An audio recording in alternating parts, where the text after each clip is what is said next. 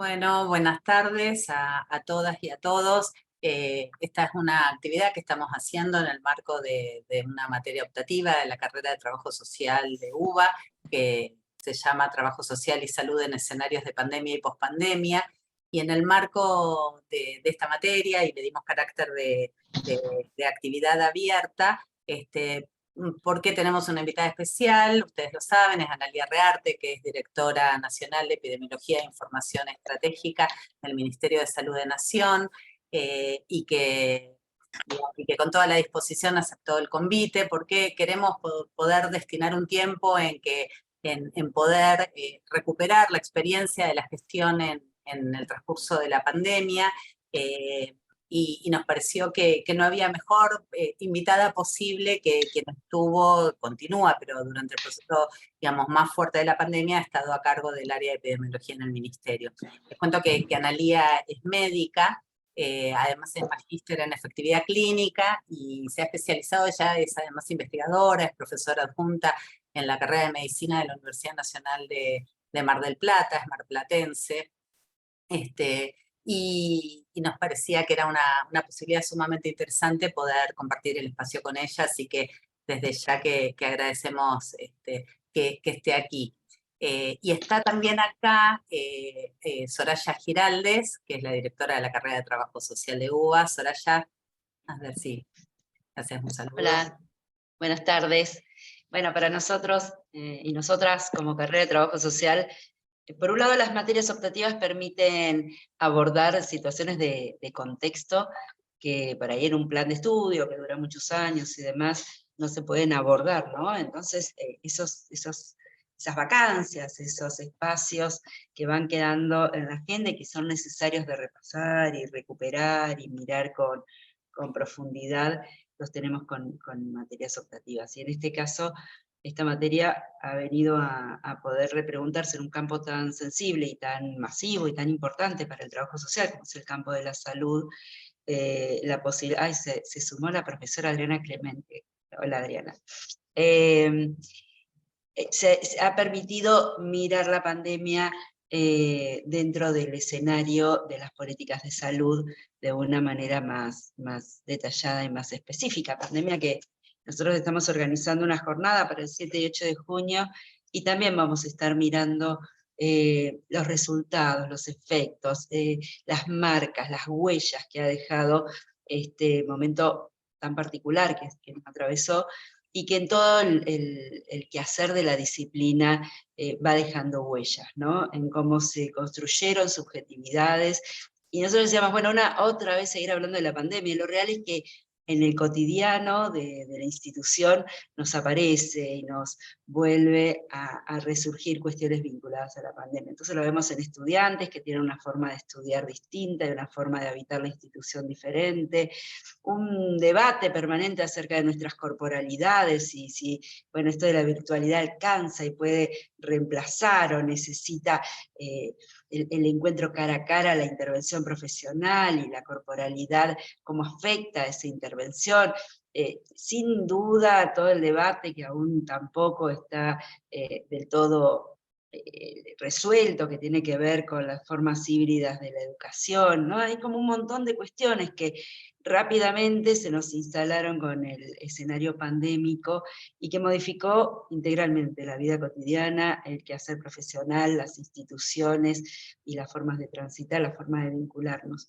Con lo cual, cuando en esta idea de salud más integral, donde uno se enferma, se cura, y padece en relación a sus contextos y en cuestión de sus vínculos y en cuestión de cómo el Estado cuida y el Estado mira y el Estado conoce para protegernos y acompañarnos, poder mirar la pandemia como un contexto más integral, como una problemática no solo internacional, sino que con esa riqueza de pensarla en forma grande y pensarla en forma cotidiana y concreta, el poder mirarla también a partir de sus números, a partir de su intervención, a partir de las cosas que se tuvieron que ir debatiendo para poder hacer un Estado más efectivo, es central y es bien interesante para poder compartirlo en este momento. bueno, creo que la sensación en ese momento fue que sin Estado no se podía, ¿no? Sin Estado no se podía nada, no se podía cuidar, no se podía curar. Y nosotros somos, como disciplina, el trabajo social es muy estatista, estamos siempre pensando y trabajando y profundizando en torno a las políticas sociales, al accionar de los estados, a veces por acción, a veces por omisión, a veces, ¿no? Dependiendo de los distintos modelos, encontrarnos hoy en una clase a mirar específicamente cómo se transitó ese tiempo desde adentro del Estado, cómo se lo fue midiendo, mirando y hurgando para conocer lo que sucedía, nos invita a un gran momento. Así que muchísimas gracias, Analía, por haberte sumado y por compartir esa mirada. Así que muchas gracias, y muchas gracias a cada estudiante, ¿no? Y al equipo docente que puede hacer posible estos momentos tan ricos, tan excepcionales en cuanto a riqueza. Gracias. Gracias, Soraya. Y ahora sí, Analía, con muchas ganas te vamos a escuchar en esto que de veras resulta privilegiado para un espacio como el nuestro, ¿no? La cocina de la política de salud en un contexto tan complejo. Bueno, ante nada, muchas gracias, de verdad, Bárbara, Soraya, por la invitación. Para nosotros siempre es importante porque, a ver, yo soy médica, muy crítica del modelo médico hegemónico, y cuando estudiamos y decimos la salud no es solo de los médicos y del sistema de salud, sino que es integral, todos estamos de acuerdo, y después es muy difícil de llevar a cabo eso. Y creo que lo que hizo la pandemia fue que lo tuviéramos que hacer sí o sí, o sea, dejó expuesto con muchísima fuerza que realmente la solución a un problema de salud no es del área de salud, sino que es tremendamente integral. De hecho, el viernes pasado se cumplieron los 3 años del primer caso de COVID, se hizo en el CCK un evento muy grande, en donde no fue un reconocimiento al personal de salud, justamente fue un reconocimiento a todo el resto de las áreas. Por supuesto que nunca se puede invitar a todos, pero de todas las áreas del Estado que participaron y que hicieron que nosotros podamos dar respuesta como país a la situación mundial que nos tocó vivir. Con lo cual, esa mirada del ministerio me parece que es muy importante.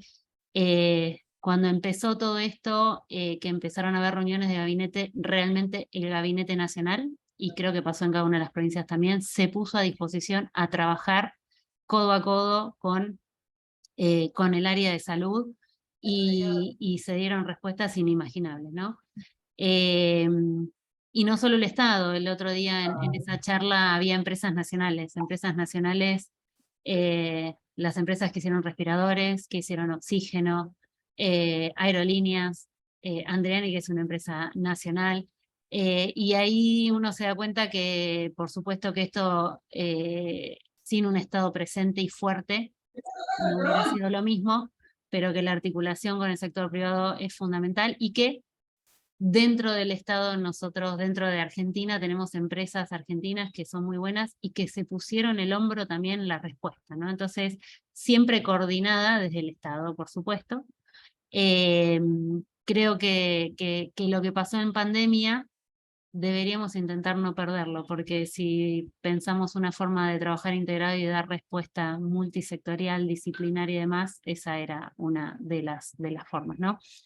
Yo les voy a contar un poco bien desde mi área. Yo soy directora nacional de epidemiología, tengo todo lo que es gestión de información, y creo que uno de los ejes claves en todo esto fue cómo se toman decisiones y cómo se gestiona en la incertidumbre y en el desconocimiento, ¿no? Entonces, por ese lado un poco encaré, pero vamos interrumpiendo y como a ustedes les parezca. Ahora que voy a hacer la presentación. Armé una presentación a modo de guía, digamos, de esto, pero bueno, todo empezó así, porque los principales desafíos en todo esto es, primero que nada, gestionar con la incertidumbre, digamos, o sea, con el desconocimiento total de lo que estaba pasando, sin poder conocer qué es lo que teníamos que hacer ni el impacto que íbamos a poder tener, ¿no?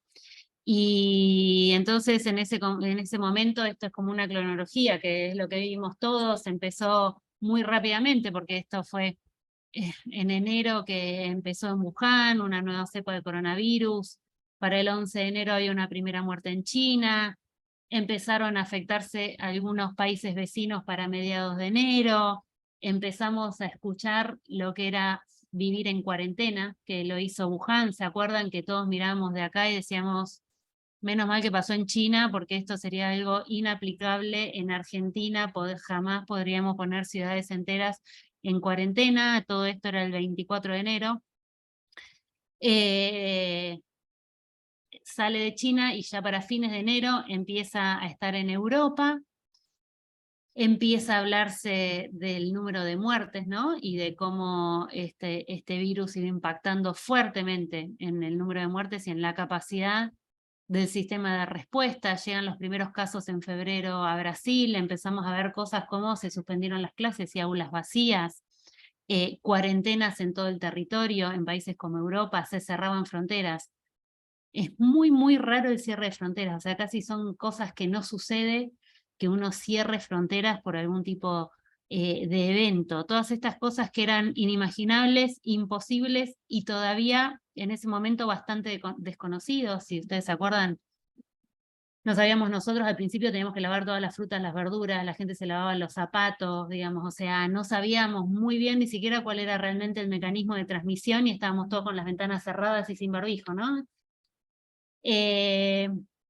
El 11 de marzo, que la OMS declara la pandemia, empieza a haber récord de muertes, ¿se acuerdan? En España, en Italia, hospitales saturados, había que elegir respirador, había camiones frigoríficos en las puertas de los hospitales para los muertos que no entraban en los hospitales, aislamientos totales en países enteros, se suspenden Juegos Olímpicos, empieza San Pablo y Río con cuarentena.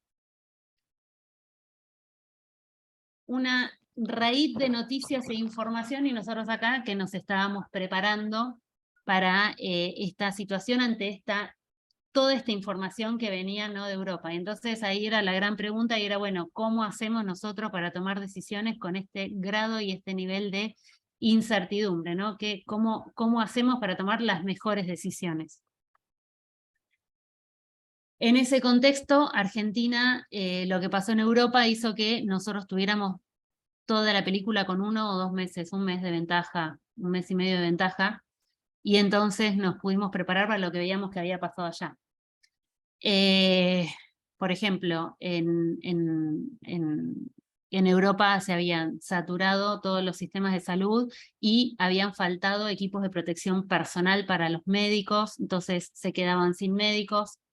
Nosotros pudimos, y ahí sí, con un Estado fuerte y con un Estado presente, prepararnos y ampliar fuertemente. Ustedes no sé si se acuerdan que a partir de que se impone la cuarentena en Argentina, nosotros los primeros casos los tuvimos en marzo, pero el crecimiento y la primera ola lo tuvimos recién en mayo.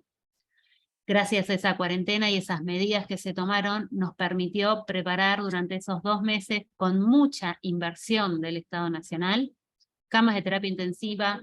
Las empresas, esta empresa argentina se puso a producir respiradores, el Estado Nacional, el otro día contaba el director de la empresa que multiplicaron por 10 la producción de respiradores, y ellos tenían pedidos de todo el mundo, incluso de personas individuales, empresarios que querían comprar un respirador para tener en su casa porque sabían que en Italia había faltado, entonces tener su propio respirador por las dudas que les pase algo.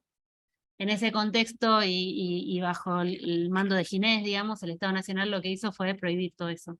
Prohibió la exportación de respiradores en primer lugar porque exportábamos, y después la distribución de respiradores las hizo el Estado Nacional. Es una empresa privada, pero el Estado Nacional, según las necesidades de cada una de las provincias, fue el que se encargó de repartir, y que no sea el que más plata tiene, el que más acceso a respirador tenga, ¿no?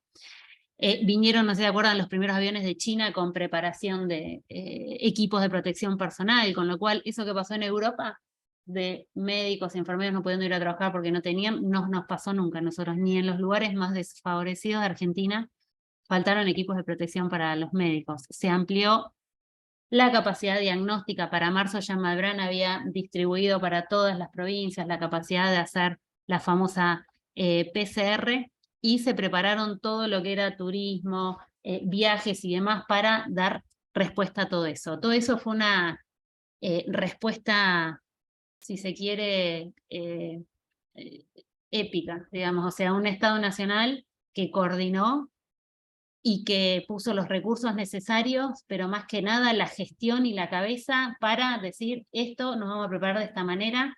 A esto se sumó, si ustedes se acuerdan, en este primer año muy fuerte, en el segundo por ahí no tan fuerte, todo lo que fue el apoyo social con las ayudas a las empresas y el IFE de apoyo debido a todo lo que estaba provocando la cuarentena, que por supuesto que nunca es necesario, pero que hubiera sido muchísimo más, nunca es suficiente, pero hubiera sido muchísimo más complicado sin ese apoyo real del Estado y un Estado tan presente.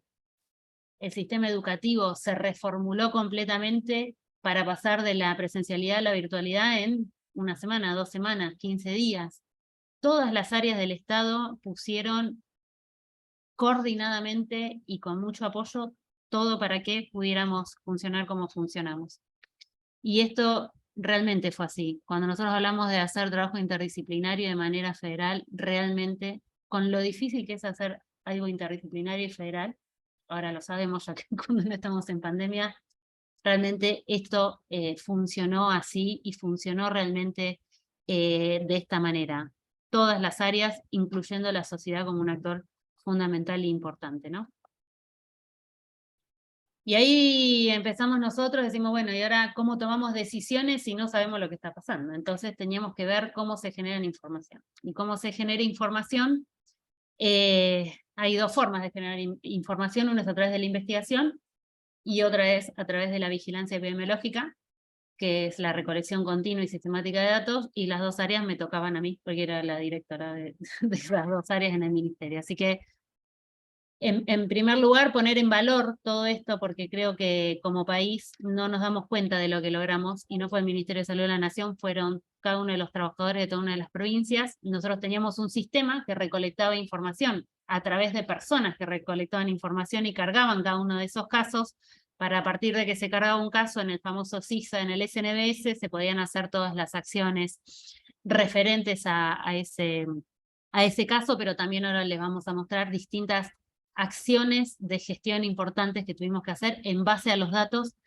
y datos de calidad que logramos tener, y la importancia de la soberanía en la generación de la información que te permite tomar datos, porque vamos a ver que lo que nos pasó a nosotros fue muy distinto. Las variantes que circularon acá fueron distintas de las variantes que circularon en otro lado, y así, si nosotros teníamos que ver y tomar decisiones según los datos de otros países, íbamos a tomar probablemente decisiones equivocadas. Entonces, se fortaleció todo el sistema de vigilancia, y evitamos esto, que es que cada vez que hay un problema, ¿qué es lo primero que hace? Se arma un Excel paralelo. Cada persona que está en un centro de salud, yo me hago mi Excel con mis datos y después te mando y fíjate.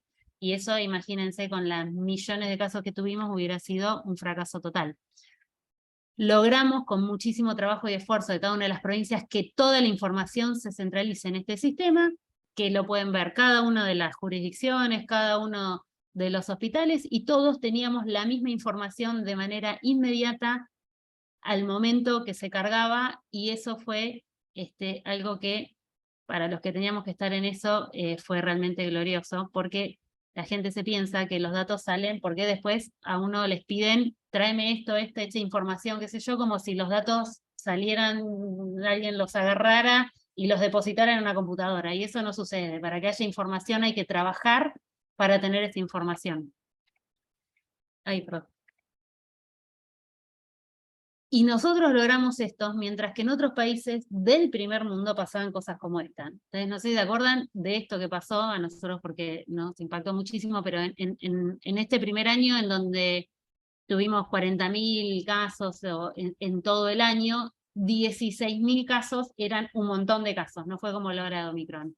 Y Reino Unido tuvo un lío porque se le cortaron las columnas del Excel en la recolección de información, y tuvo que salir a informar que tenía 50.000 casos más de lo que había notificado. O sea, imagínense lo que era eso que le pasaba a Reino Unido y nosotros como país logramos que no nos pasara y tener la información de calidad que tuvimos, que nos permitió tener esto, saber qué era lo que nos estaba pasando, cuándo circula una variante, cuándo circula la otra variante, porque no eran los mismos las variantes que iban circulando, y darnos cuenta, el gráfico de arriba es el nuestro, el gráfico de abajo es el mundo, lo que pasó, y si ustedes ven, lo gris acá, nosotros tuvimos una circulación distinta.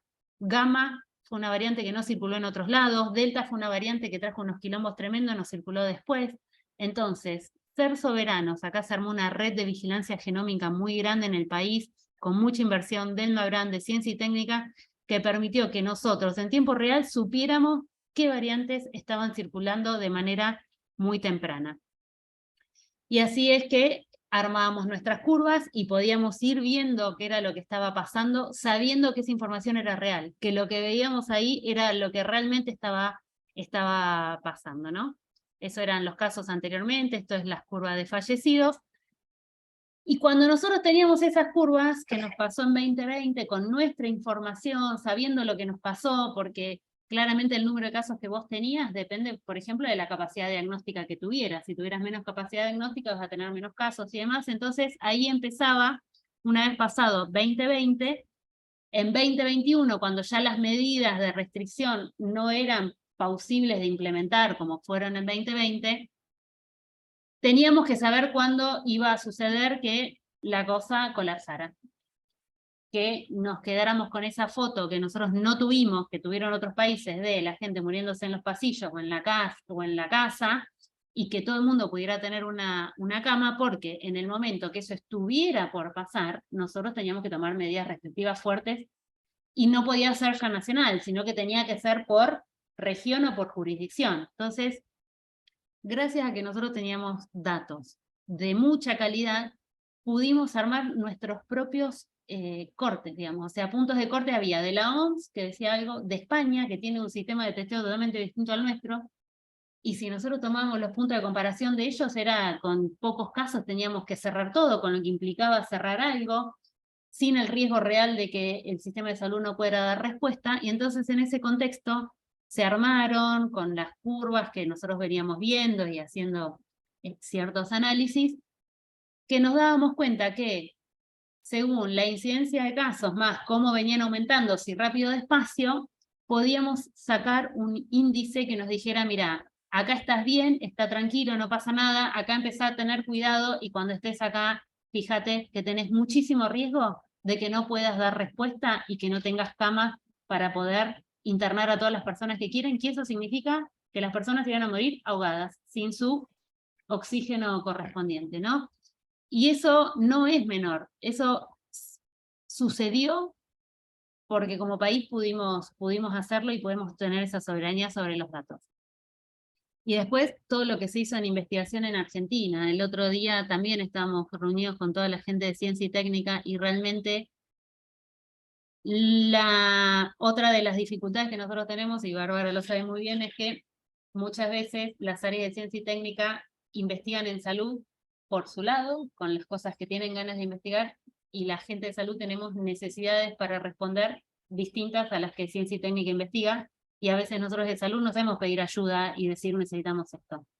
Eso en la pandemia, una brecha que se cerró completamente, porque realmente ciencia y técnica se puso al hombro desde la generación de test diagnósticos hasta la secuenciación genómica, producción de barbijos, digamos, realmente estuvo a la altura para favorecer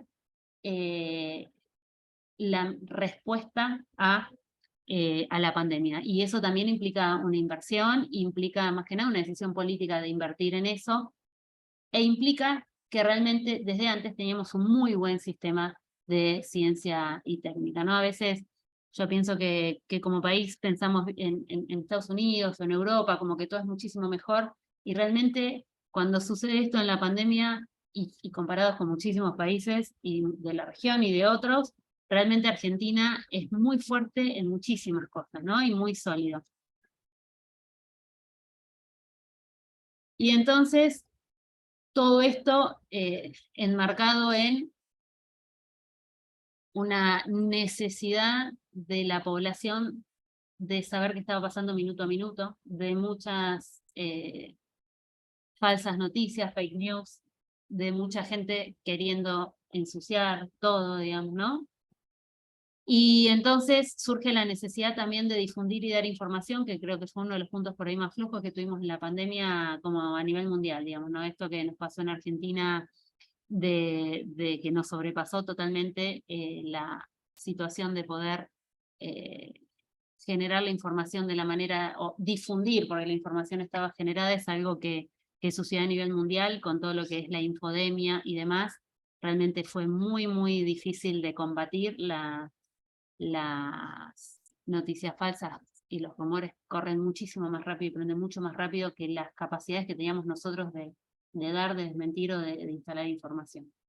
Entonces, hubo muchísimas estrategias de comunicación a través de las páginas, tableros, boletines, campañas.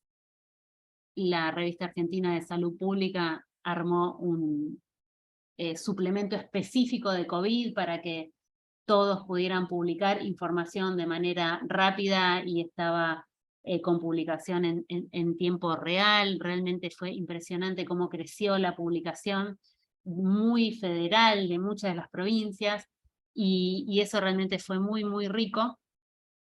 El suplemento COVID, como les contaba, que se lanzó en julio de 2020 y que realmente tenía un promedio mensual de descarga de 16.000 artículos, ¿no? Realmente altísimos, más para lo que venía la revista, con muchísimas cantidades de visitantes y de visitas, ¿no? Más de 68.000 ingresos, por ejemplo, en 2021 para ver artículos publicados en la revista. Y entonces ahí viene la toma de decisiones. Como les contaba antes, cuando nosotros estábamos acá, y por ejemplo en mayo 2021, que fue nuestro peor momento, en donde ya teníamos circulación de gamma con muchísima cantidad de casos, muchísima circulación viral, con ya imposibilidad de generar medidas restrictivas que son las que hacen que disminuya la circulación viral, por un lado por toda la situación social y económica, pero por otro lado porque teníamos un virus mucho más transmisible también, no era el mismo virus original, con las cuales las medidas tienen menos impacto. Y en ese mismo momento nosotros teníamos reuniones, por ejemplo, con las productoras de oxígeno que nos decían se está consumiendo el doble de oxígeno de lo que producimos de manera diaria, con lo cual si nosotros no bajamos la circulación viral o no frenamos algo, de acá a 25 días, un mes, no va a haber más oxígeno en Argentina. Se habló con todas las cámaras, hubo reuniones, todos los que hacían producción de oxígeno para otros fines cambiaron su producción a producción de oxígeno con fines sanitarios, pero teniendo eso en cuenta y todo, iba a faltar. No había anestésicos a nivel mundial, menos en la región, para miorrelajantes para intubar personas. Nosotros con esa circulación altísima, y en ese contexto es que hay que tomar decisiones, ¿no? Y realmente decisiones muy difíciles, muy complejas. El tener este tipo de parámetros nos ayudó un montón, porque había que tomar decisiones que no podían ser para todos de la misma manera, tenían que ser por momentos cortos, porque si no la población no adhería y no tenía la capacidad para adherir, y el contar primero con un Estado que trabaje de manera integrada. En ese momento mucha predisposición también del sector privado para poder y ayudarnos a dar respuesta y generar información nosotros, hizo que pudiéramos ir tomando esas decisiones. Y cuando estábamos ya ahí empezó la producción de vacunas. Ya eso fue a fin del año pasado, y ahí empezó otra situación, y que fue lo que ustedes ya conocen, que fue la gran inequidad, ¿no? Que se dio con las vacunas. Ustedes saben que los países del primer mundo tuvieron acceso, en primer lugar, se llevaba el 10% de la población, se llevaba el 90% de la producción de vacunas. Conseguir vacunas en esos primeros meses de 2021 era una negociación, pelea, búsqueda. La actual ministra recorriendo los países, a China, a Rusia, a esto, al otro. Todos los proveedores incumplían los contratos. Mientras tanto, y mientras estábamos con eso, empezaron a subir los casos en Argentina. Y nosotros estábamos, yo les conté, fue en Semana Santa que empezamos con la segunda ola, que fue en principios de abril que empezó la segunda ola, y este cuadro que yo les tengo acá es la producción de vacunas de SARS-CoV-2 a nivel mundial. Y en este recuadro es la época que yo les digo que cuando termine este recuadro, que es acá en abril, es cuando nosotros estábamos empezando nuestra peor ola. Miren lo que era la producción de vacunas a nivel mundial. Muy, muy bajo, ¿no? Entonces, nosotros habíamos tenido acceso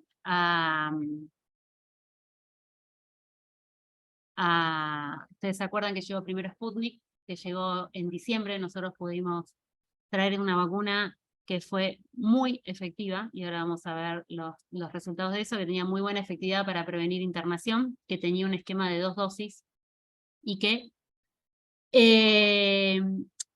nos llegaban vacunas, nos llegó Sputnik, nos llegó AstraZeneca y nos llegaba Sinopharm. Y entonces teníamos Sputnik y AstraZeneca, y la gran pregunta era, estamos acá, la producción de vacunas es muy floja, es muy baja, y además es muy difícil acceder. Nosotros estamos en este momento en el peor momento de la pandemia. Las personas que más se mueren son los mayores de 50. Nosotros con esta cantidad de dosis de vacunas que tenemos podemos o vacunar a la mitad de las personas con las 2 dosis, o podemos vacunar a la mitad de las personas con 2 dosis. Sería, si yo inicio 25 esquemas de vacunación con Sputnik la primera dosis, las otras 25.000 dosis me las guardo para ellos para la segunda dosis, ¿sí? Al mes. O podemos retrasar y decir, bueno, nosotros pensamos que la primera dosis de vacuna es efectiva para prevenir mortalidad. Esto no lo pensamos nosotros solos, sino que Reino Unido y otros países también lo hicieron y lo implementaron. Y en vez de vacunar a la mitad de la población mayor de 50 con 2 dosis, vacunamos al doble con 1 dosis, retrasamos la segunda dosis, y en vez de darla al mes, la damos a los 3 meses. Esa decisión que se tomó, que ahora está demostrado que fue una muy buena decisión, con un muy buen impacto en ese momento que estábamos viviendo, fue muy, muy compleja de tomar. En primer lugar, de vuelta, por la incertidumbre. Nosotros, con todos los conocimientos que se tienen en vacunas, suponíamos que la vacuna que teníamos, porque eran vacunas de vector viral, que ya las conocemos, de otras vacunaciones, con 1 dosis, se alcanzaría una muy buena protección para medir mortalidad, en el medio de todo esto que iba sucediendo mientras tanto, ¿no? No sé si ustedes se acuerdan de todo lo que sucedió en esos primeros meses en que se trajeron la vacuna, pero fue realmente una avalancha de críticas y de fake news, denuncias penales por envenenamiento, muchos referentes diciendo que no había que vacunarse y que las vacunas que teníamos nosotros no servían, y realmente tomar decisiones, comunicar esas decisiones y que salga bien fue muy difícil. ¿Qué significa que salga bien? Que la población confíe. Que la población confíe en las vacunas. Y esto es las dosis aplicadas de vacunación. A pesar de todo eso, con decisiones tomadas en base a evidencias, porque nosotros, a medida que íbamos vacunando y a medida que íbamos teniendo casos, íbamos monitoreando y haciendo estudios de efectividad para realmente corroborar que lo que nosotros pensamos, que era una vacuna muy efectiva con 1 dosis, era cierto. Debíamos de tener confianza en la población. Y la realidad es que Argentina hoy por hoy es uno de los países sin tener una vacuna obligatoria, porque no es que es una vacuna obligatoria, sino que es recomendada, y si no querés vacunarte, podés no vacunarte. Más del 95% de la población se puso rápidamente su primera dosis, alcanzamos coberturas altísimas con 1 dosis muy rápido. Y todo eso se dio en base a toda esta gran toma de decisiones que en su momento fueron muy difíciles.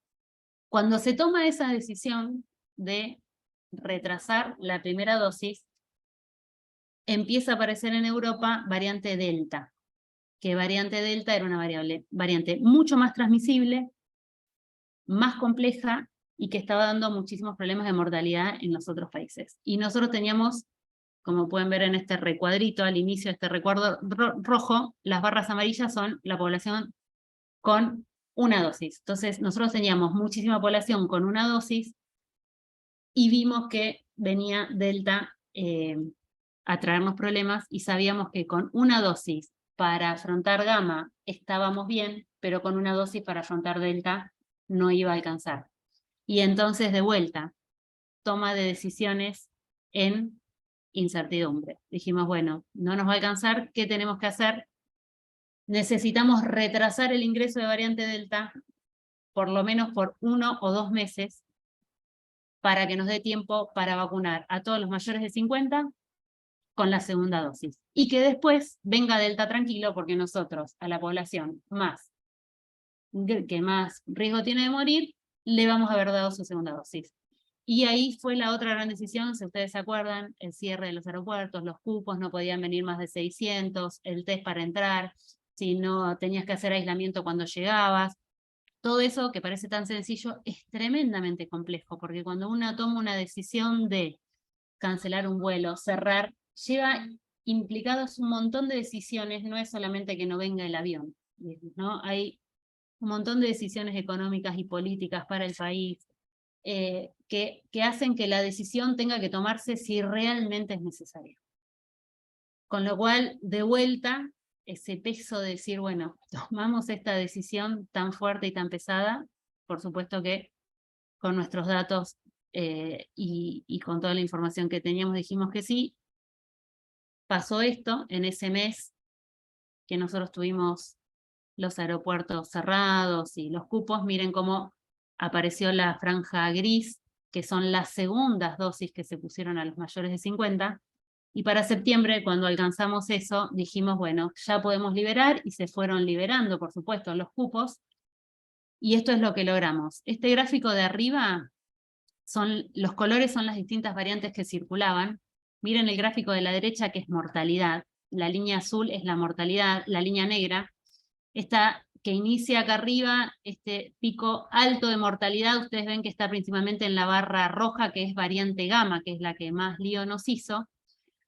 Y con todas esas estrategias y esas decisiones que se tomaron de retrasar el ingreso de variante Delta, que había traído de vuelta saturación de los sistemas de salud de muchísimos países de Europa y de Asia, es la que está acá en amarillo. Y miren cómo fue nuestra circulación y cómo fue nuestra mortalidad cuando circuló Delta acá. Esto fue gracias a que llegó con una población muy bien vacunada, ¿no? Entonces, esto nosotros lo podemos saber, ¿por qué? Porque tenemos datos, porque generamos, porque tenemos secuenciación y porque sabemos qué variantes estaban circulando, cómo estaban viniendo, y se tomaron decisiones en base a eso. Se hicieron estudios de investigación específicos con distintas universidades, con el ministerio, para ver esto otra cosa. Antes, no sé si ustedes se acuerdan, pero que solo podías ponerte la vacuna que te habías puesto. Vienen de vuelta a otro problema, y es que no tenemos para darte todas las vacunas, y por ahí no tengo la segunda, y entonces dijimos, bueno, vamos a tener que mezclar vacunas. Por supuesto que pasaba, no había información sobre eso, ¿no? Entonces, de vuelta, nosotros, con la experiencia que se tiene, se sabe que la combinación de vacunas de distintas plataformas, incluso, se hace, porque de hecho en las vacunas del calendario regular mezclamos un montón de vacunas y de cosas y no pasa nada, y sabemos que funciona, pero con COVID no teníamos esa información, y por supuesto que la población siempre reclamaba tener esto y nosotros necesitamos saberlo. Se hizo un estudio de investigación con anticuerpos que había producido este estudio de investigación. Se midieron anticuerpos de personas vacunadas con vacunas mezcladas, digamos, heterólogas. Lo más lindo es que fueron con anticuerpos de los que había creado el CONICET, digamos, ¿no? O sea, el CONICET había generado esos anticuerpos que había generado y test diagnósticos de CONICET se usaron para hacer este estudio de investigación, y Argentina de vuelta fue uno de los primeros países que pudo certificar que uno puede mezclar vacunas y usar vacunas respondiendo a una necesidad, que era: no tenemos la segunda dosis de Sputnik, no tenemos esto.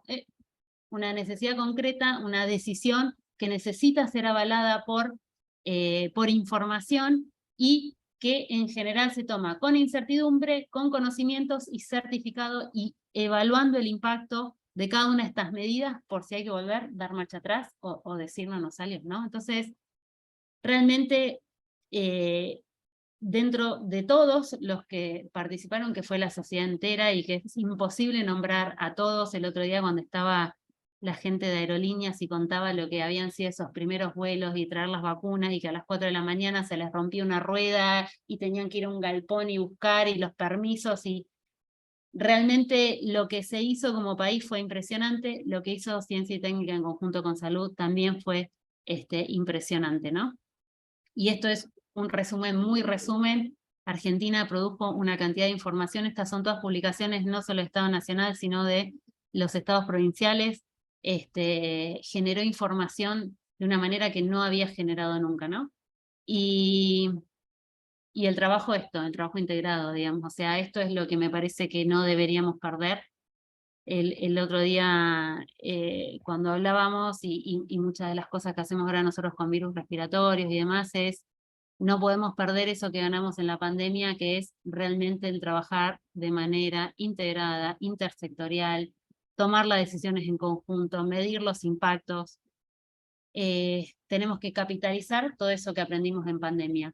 Creo que la dirección de epidemiología, bueno, fue uno de los ejes, porque fue una de las direcciones que estuvo acá trabajando de lunes a lunes, y si ustedes me preguntan cuál es la profesión de cada uno de mis epidemiólogos, incluso los residentes, yo no te la sé decir, porque realmente es totalmente transdisciplinar, y se pudo dar esa respuesta justamente por esa transdisciplinariedad, ¿no? Así que generar información, tomar decisiones realmente con información local, propia, ajustada a lo que nosotros necesitamos. Y claramente un Estado fuerte que se ponga la cabeza y que diga, los respiradores no te la puedes comprar si sos empresario, esto se va a distribuir de esta manera, las vacunas no se pueden vender en la farmacia, porque no se la va a poner el que más plata tiene, sino que se van a distribuir de esta manera equitativas para los que más se mueren y demás, realmente es fundamental. Así que cerrando un poquitito, la idea es que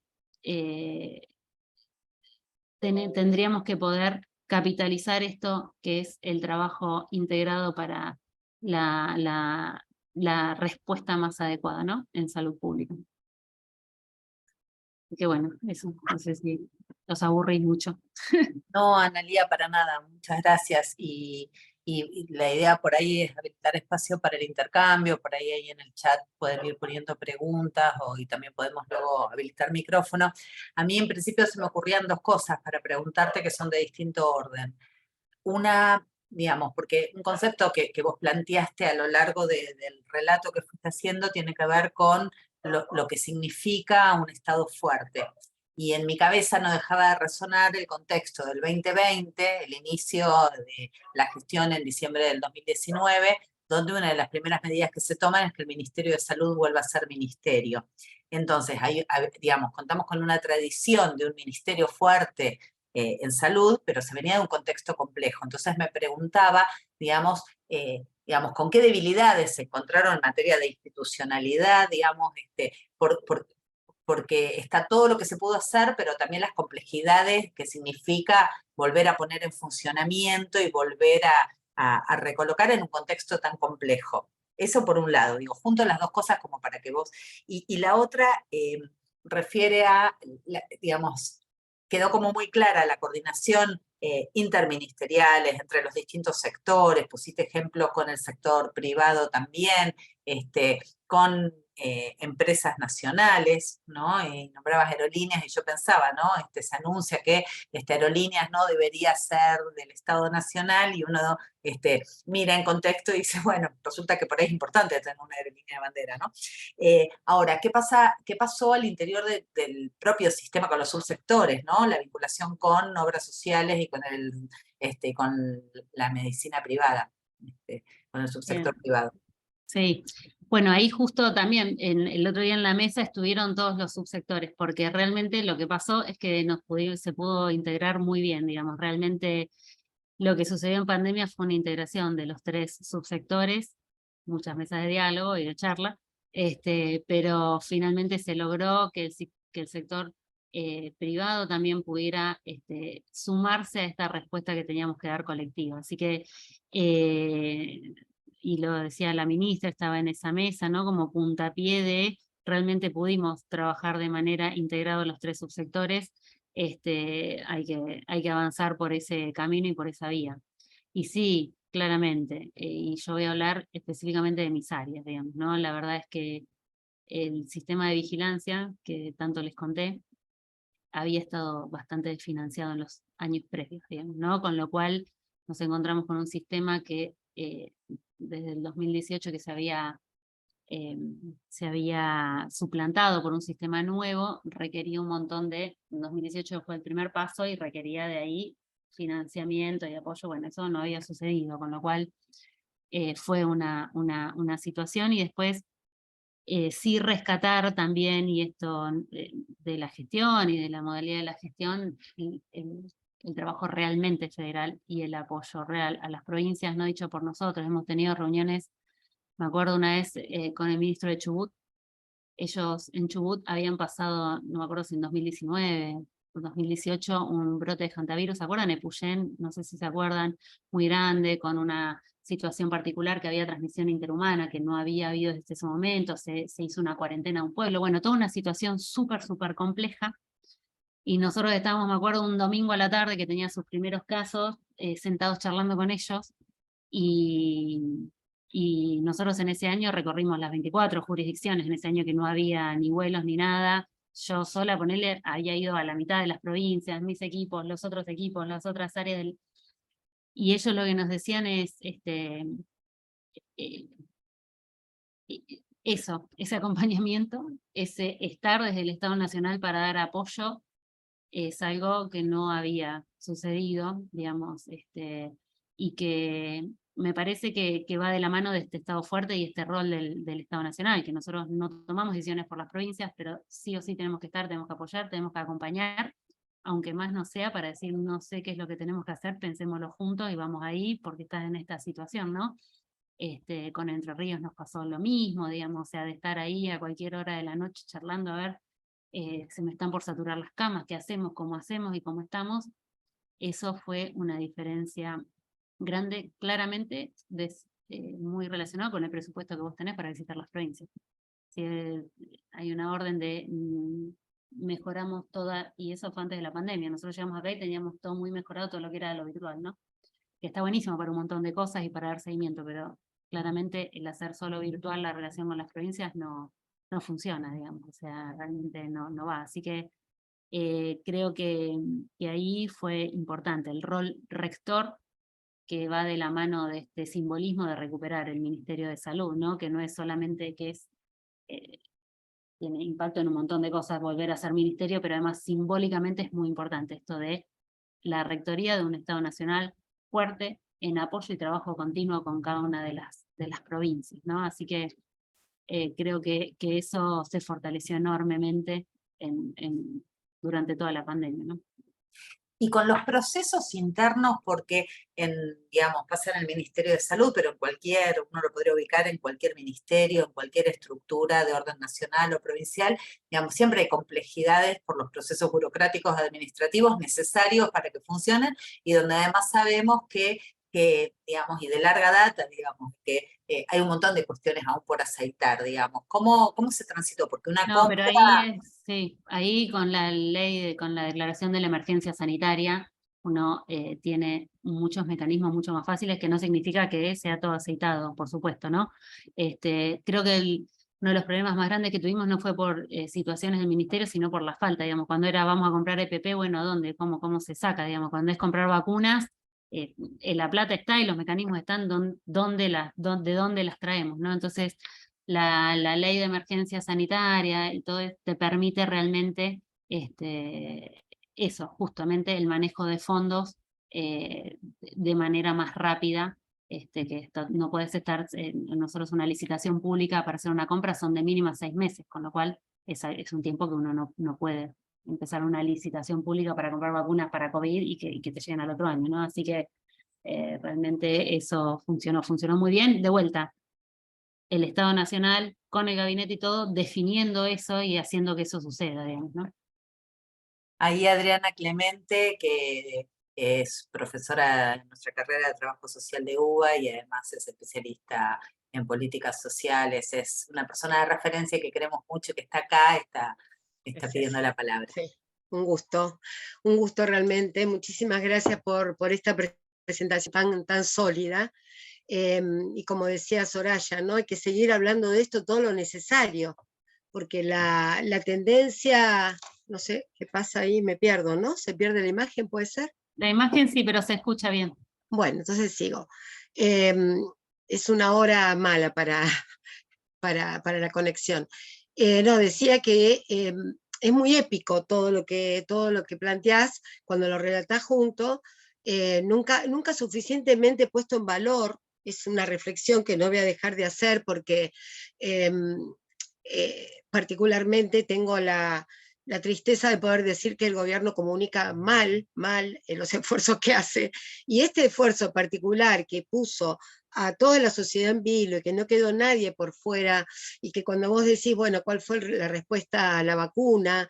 Y demás, da cuenta de que efectivamente permeó todo, que todo lo que aparecía en minoría, para las mayorías, el sistema no solo respondió, sino que fue eficiente, cosa que es importante en estos casos, sino que la gente siguió las instrucciones, acompañó y bueno, hizo lo que tenía que hacer. Mi pregunta va, además de agradecer esas noches que habrán estado tan duras, atentos a cada decisión y demás, reflexionar o saber un poco más de la cocina, de cómo manejaron otros países vecinos, por lo menos vecinos, el tema epidemiológico, la cuestión estadística. Para mí fue bastante frustrante cuando hicimos algún comparativo de la realidad, que es al final del día cuántos muertos tuviste. Nosotros lo que se veía era que no tuvimos nunca colapsado el sistema, es decir, a nadie le faltó un respirador, a nadie le faltó una cama para atenderse. Eso fue un esfuerzo del propio sistema, obviamente, no cabe duda, pero tuvimos una tasa de mortalidad alta. Entonces mi pregunta es, ¿o los demás países mintieron? Estoy hablando de Brasil, por ejemplo, cosa que puede ser y que no registraran sus muertos, o efectivamente este tipo de epidemia tiene una cantidad de víctimas. No sé cómo decirlo, no quiero ir a una cosa mágica, ¿sí? Porque Sí. Es mi desconocimiento, ¿no? Pero digamos, y en un país longevo como el nuestro, podía hacer estragos efectivamente, más allá de que tenemos bien a nuestros adultos mayores. Bueno, nada, abro un tema polémico, pero no voy a desaprovechar la oportunidad de tenerte espectacular, acá. porque es lo que estamos terminando de analizar ahora 2021, ya lo hicimos en 2020, eso que vos decís es clave, ahora voy a poner la presentación que la pasé por alto, pero te voy a mostrar eso. Hay una situación y es cómo se registran los muertos.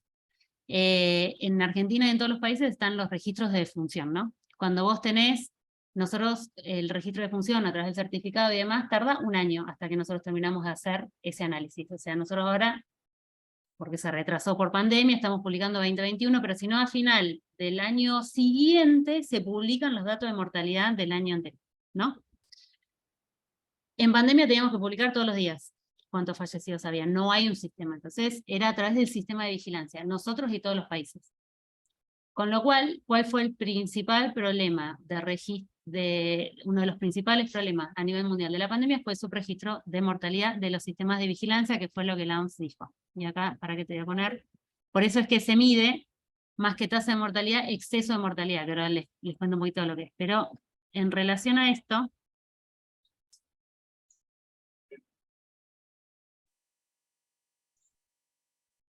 que no lo puedo bajar.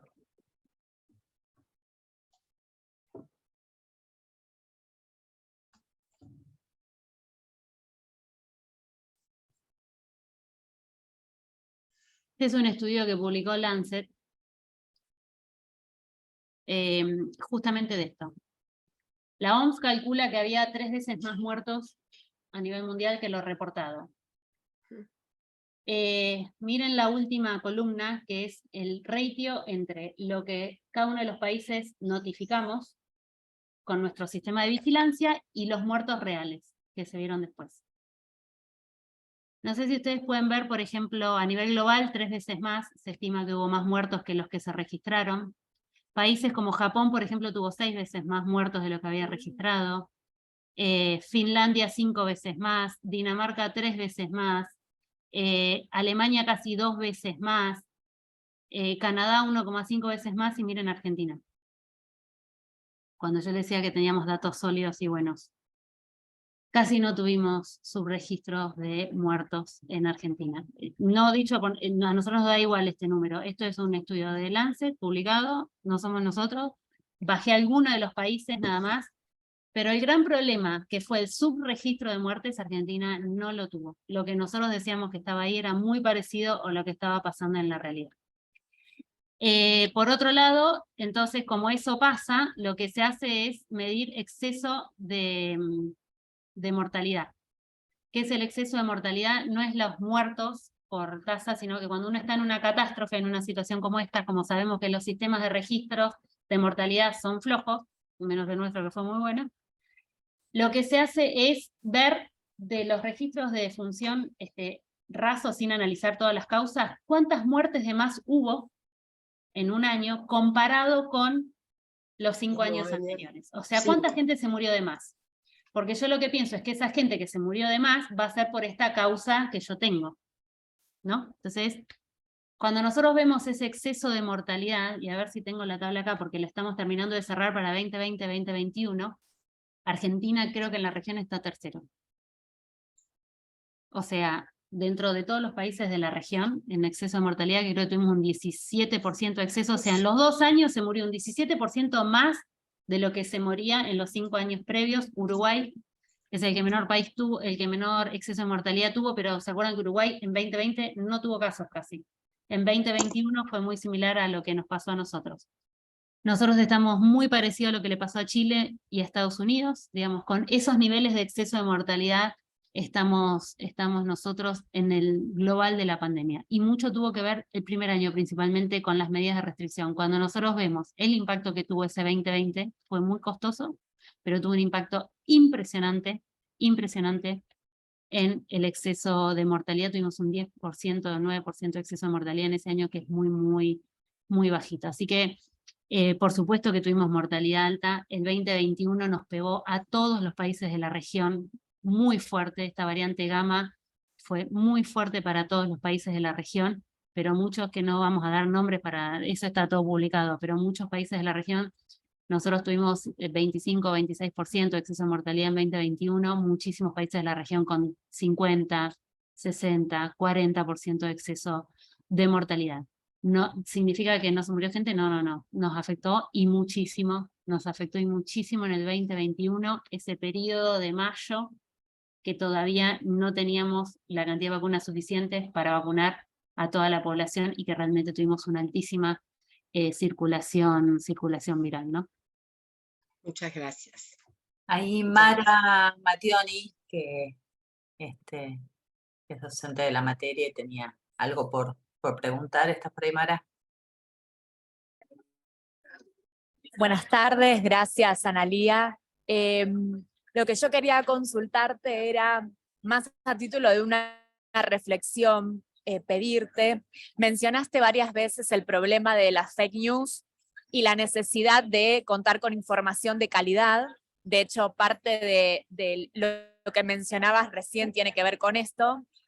Y la cuestión de la divulgación. Consultarte cuáles son las dificultades que consideras que con más frecuencia suceden a la hora de tener que divulgar esta información a la población en general, ¿no? Que esta información que se produce de calidad llegue a la población que ve una publicidad, que quiere enterarse qué sucedió, hasta incluso que puede problematizar qué pasó en nuestros países en el momento de pandemia. Bueno, ahí yo tengo una visión, y ahí voy a hablar por mí personalmente y no por el ministerio, digamos, ¿no? Lo que nos pasó cuando uno hace epidemiología o riesgo, está lo que se llama comunicación de riesgo, que es cómo comunicar en situaciones de riesgo. Todo eso es para riesgos agudos. Y está todo muy escrito y todo muy sabido para riesgos agudos, en donde uno o la población, que fue lo que nos pasó al inicio de la pandemia, tiene miedo, tiene esto, tiene el otro, responde muy bien a lo que uno va comunicando y uno sabe que tiene que comunicar siempre con la verdad, contar todo, digamos. O sea, hay cosas que uno ya sabe que tiene que hacer, no hay que ocultar, por eso la desesperación de realmente tener todos los tableros y que la información se conozca y demás. Pero el problema que tuvo la pandemia es que pasó a ser crónica. Nosotros tuvimos 2 años de pandemia. Y entonces, ¿cómo hacer comunicación de riesgo en un momento crónico? Es una dificultad muy grande que creo que, independientemente de Argentina, no pudimos resolver como mundo, ¿no? Y nosotros, principalmente en 2021, ya después de un año muy duro, sabíamos que con Gama iba a ser un lío, necesitamos que la población adhiera, escuche, y sabíamos que estaba tremendamente cansada. Hicimos muchas reuniones con expertos en comunicación, en la cual todos llevaban al mismo diagnóstico, y es difícil comunicar riesgo en crónico. Nos contaban, por ejemplo, dice cuando esto pasaba en las guerras, en la Segunda Guerra Mundial, dice ahí, yo no me acuerdo específicamente cómo fue, pero había como en el medio de los bombardeos, una fiesta de 15, y la gente ya está en la fiesta de 15 bailando, independientemente que afuera estén bombardeando, ¿no? Llega un momento del riesgo crónico que hace que situaciones como, bueno, ¿cuándo salimos a comunicar un riesgo grande, como no meter miedo, sino que la población tenga cautela? ¿En qué momento usás esa arma? Porque lo podés usar una vez.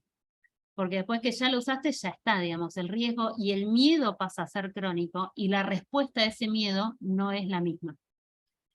Con lo cual, yo creo que uno de los principales retos que tenemos es reevaluar cómo es la comunicación. Espero no tener situaciones de este riesgo y situación crónica, de miedos crónicos, digamos, ¿no? De vuelta, pero cómo afrontar esa comunicación y cómo mejorar la comunicación de riesgo es uno de los grandes desafíos. Pero sí, claramente nos pasó eso. Y nos pasó y no sabíamos. Era, bueno, ¿y qué hacemos? Y no sabemos cuándo es el mejor momento. No para nosotros. Cuando hacíamos las reuniones y los pedidos de ayuda y convocatorias a expertos en este tema, era, bueno, sí, el riesgo pasa a ser crónico. A veces cuando pones, la gente deja de tener y no responde.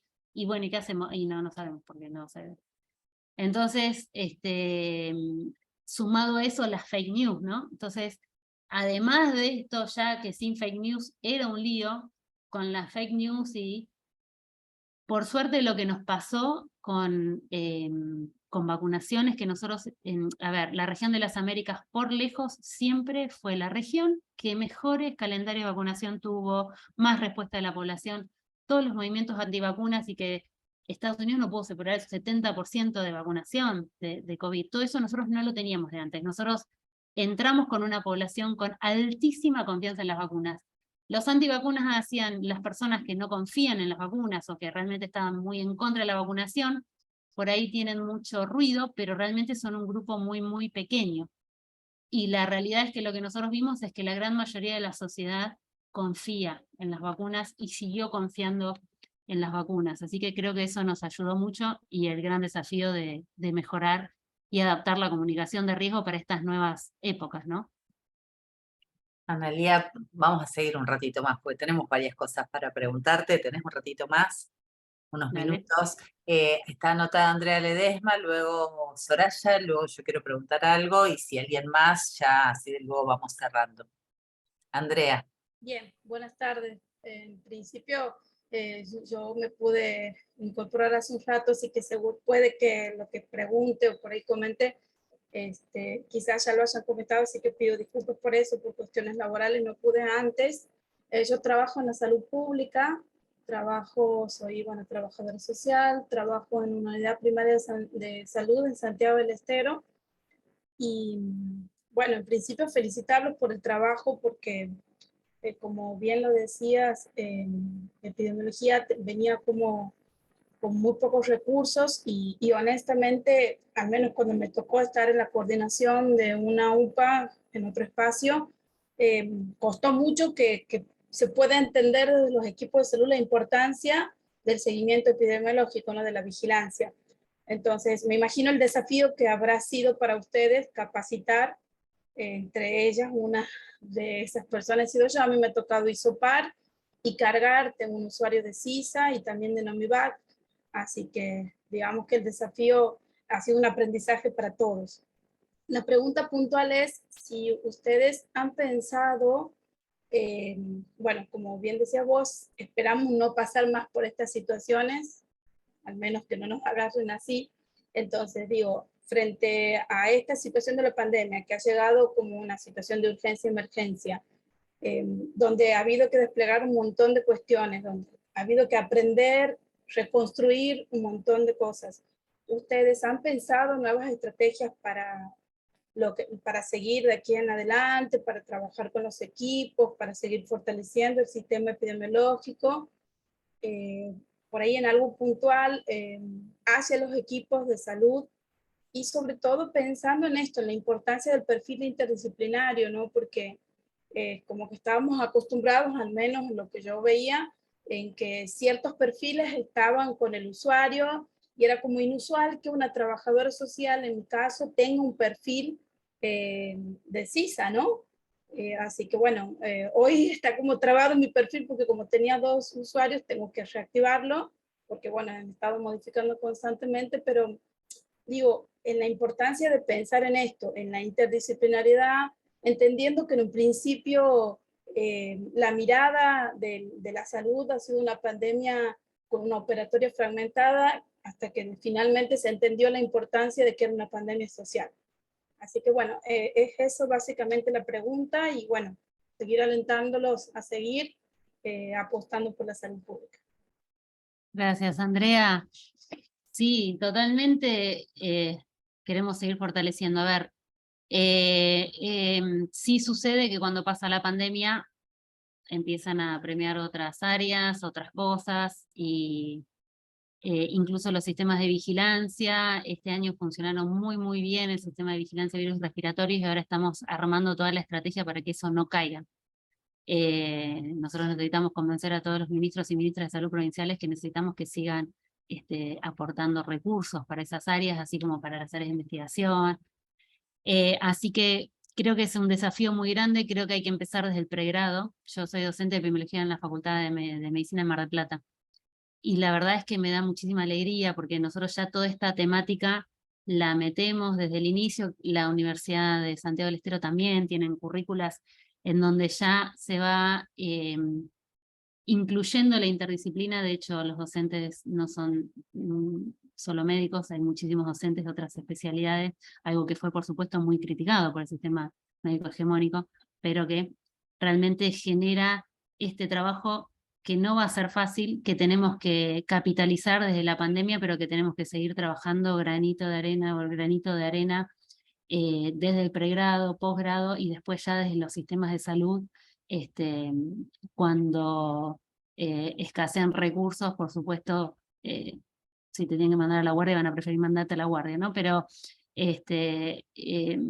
cómo hacer eso es el gran desafío, y cómo capitalizar lo que hicimos desde las áreas de epidemiología es otro gran desafío que estamos continuamente evaluando con todos los directores de epidemiología, para eso, tratar de no perder este envión que nos dio la pandemia. Así que esperamos lograrlo. Sabemos que algo se va a perder, pero me parece que desde muchos lados tenemos que seguir tirando todos para ese mismo lado. Bueno, mientras le doy la palabra a Soraya, y con idea de ir cerrando, yo cuelo ya lo que te quería, digamos, porque por ahí lo podés vincular, no sé por dónde irá Soraya, pero me parecía que por ahí estaba bueno que antes del cierre cuentes alguna anécdota, alguna situación de esas que te vienen a la cabeza, esas que son esas imágenes como inolvidables, porque también está bueno desde la dimensión más humana, personal, en un contexto tan complejo, algo que te parezca que nos ayude a situar un poquito. Y ahora te habilito la habilito a Soraya y haces un cierre.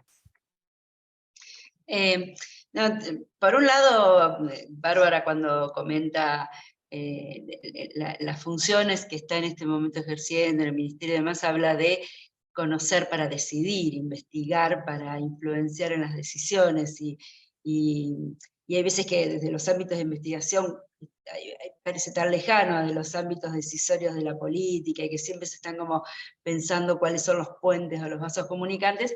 En esta charla es así como todo lo contrario, todo lo que se estudiaba y todo lo que se iba sistematizando, y todo lo que se conocía, inmediatamente se vinculaba con una decisión, y con una decisión extrema, ¿no? Cerramos, abrimos, no andan más los aviones, ¿no? Como el dato y la decisión, la investigación y la decisión, y en ese sentido es como muy interesante ver ese juego así tan virtuoso, cuando muchas veces la investigación cuesta o está un poco lejos o divorciada de los ámbitos de decisión, y los ámbitos de decisión no siempre se apoyan en investigaciones y en datos sistematizados, serios, profundos para tomar decisiones, y a veces se toman decisiones un poco a la ligera, ¿no? Entonces, en este sentido, me parece recuperar este ejemplo, y yo creo que nos los vamos a acordar cuando querramos hablar de investigaciones que influyen en decisiones. Nos va a decir, yo estuve en una charla de Analía que se veía clarita esta definición.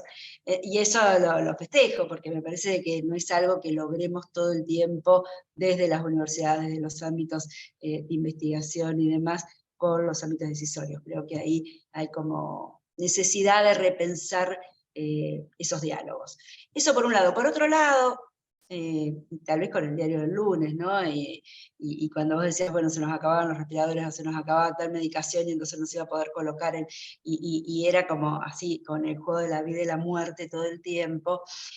Tal vez lo que diga es básicamente del diario del lunes, pero somos trabajadores sociales, y muchas veces esta definición interdisciplinaria que aparece como jugando en las decisiones de la pandemia, no se veían tan claras. Digamos, el IFE era necesario, pero sin duda no alcanzaba en los territorios. Uno decía que más que hacer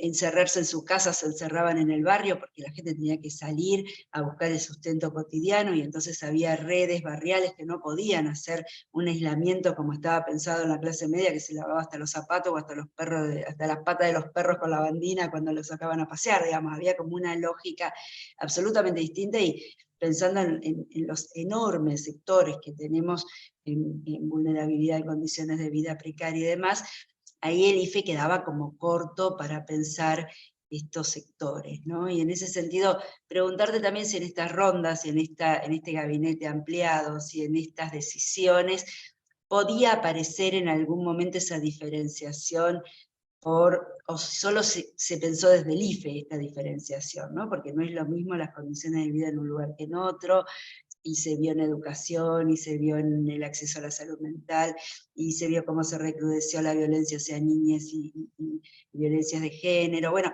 como que hubo un montón de otras cuestiones que pasaron en ese año y medio, que hay veces que no se ve tan reflejada en el trabajo interdisciplinario que se menciona, y que sin duda hubo, porque había epidemiólogos, había enfermeros, había trabajadores sociales atendiendo ahí en el primer lugar de la emergencia. Pero hay toda una dimensión de lo social que costó mucho encontrarlo en momentos de mucho padecimiento, ¿no? Entonces, bueno, si en esos ámbitos de la decisión aparecían estas otras lecturas, estas otras emergencias. Sí, totalmente. De hecho, mira, cuando empezamos a ver todo lo que pasaba en Europa, que era que la gente tenía que elegir el respirador, lo que se fortaleció primero fueron las camas de terapia intensiva. Y se le dio un plus a los terapistas y demás, y rápidamente nos dimos cuenta que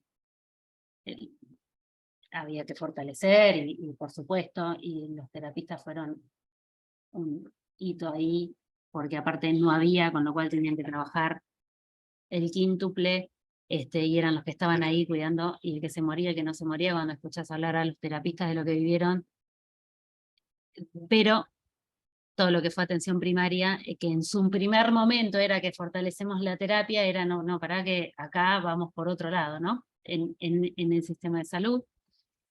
Pero adicionalmente a eso, sí, por supuesto, y eso es que pasamos por todas, la cantidad de discusiones en relación a geriátricos. Geriátricos en donde vos decís, tenemos a la gente que entra el virus acá y salían muertos la mitad. Digamos, o sea, vos en un geriátrico entraba el virus, salían muertos la mitad. Pero por otro lado, las personas mayores estaban aisladas, con lo que eso implica a una persona mayor, con lo cual era un dilema ético y moral extremo y de muy difícil solución, ¿no? Porque si vos me preguntás a mí, yo digo, yo sí soy vieja, y me pasa esto, que me vengan a visitar y prefiero morirme de COVID. Ahora, yo no estoy sola acá, hay un montón de otra gente que por ahí no prefiere lo mismo que yo, ¿no? Y entonces, todas esas discusiones éticas tremendas, o cuando había una persona terminal, quién puede entrar y quién no, ¿no? Digamos, o sea, que después se fue cambiando sobre la marcha, porque antes no se podía y después era, no, hagamos, ¿no? Creo que fue una primera ola de pasada por encima de que nadie se nos muera ahogado en las camas, y después de eso empezamos a ir viendo todas estas cosas, ni que hablar todo lo de salud mental, ni que hablar todo lo de salud mental, que de hecho es una de las prioridades hoy para el ministerio, ¿no?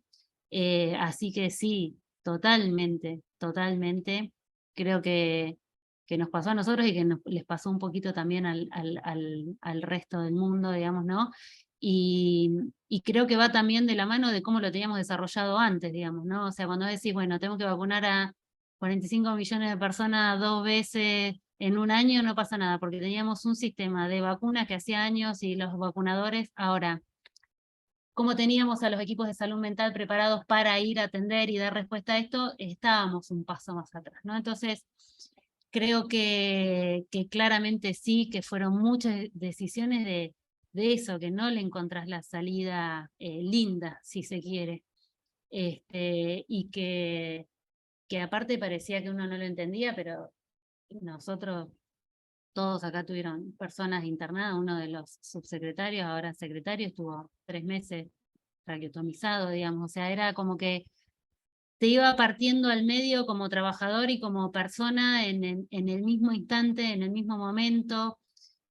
Lo de los geriátricos fue tremendo, fueron decisiones que decíamos, ¿qué hacemos con esto? Digamos? O sea, vos pensás lo que es, que ahora que ya lo pasamos, porque en su momento nos parecía normal, que la gente mayor que está ahí sola con lo que implica para ellos no pudiera, ¿no? Y en paralelo veías que cuando agarraba un geriátrico la mitad salía muerto, entonces era todo que cuando vino las vacunas fue como una respirada grande, y lo que me parece en relación a eso es que, como vos bien decís, y como lo estamos viendo ahora con Bárbara, con todo lo que estamos haciendo con MinSit, trabajar coordinados y ordenados no es fácil, todo está hecho para que todos trabajemos en nuestra quintita.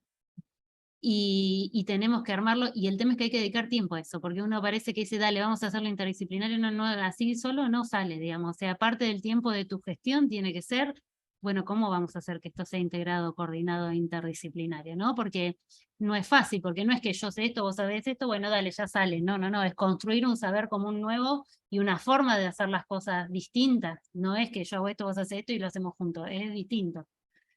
Y eso es un gran desafío. Creo que la pandemia fue un empujón muy grande para que nos saliera. Fue un empujón muy grande, estamos mucho mejor de lo que estábamos, pero tenemos un camino muy largo por recorrer y por mantener.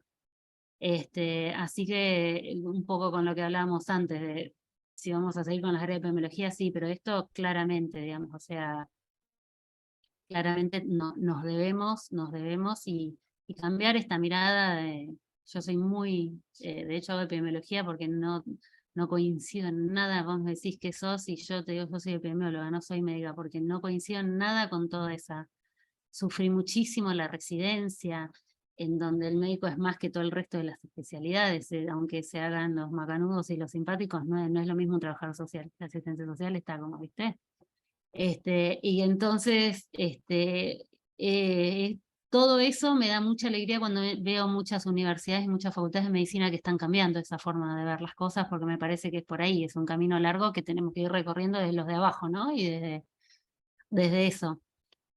Y así que bueno, y en relación a experiencias, que ni te las puedo contar, porque cada vez que cuento una experiencia me quiebro y me largo a llorar, no puedo terminar las charlas, pero yo creo que todos los momentos que visitamos las provincias, que estábamos ahí en ese mar de incertidumbres, en donde estaba desde el gobernador, el gozo, hasta cualquiera ahí en esa toma de decisiones, en cualquier hora tomando, pensando con los equipos acá de la mañana a la noche, que realmente creo que te hace creer en la humanidad, digamos, es como la solidaridad en su máxima ponencia, y creo que fue una entrega tan genuina de toda la sociedad, porque es eso, no fue el sistema de salud, que si bien fue una tragedia lo que nos pasó, yo esos momentos los recuerdo como que digo, wow, qué potente y qué fuerte todo eso, ¿no? Realmente que el sistema educativo, el sistema universitario, se entregó entero.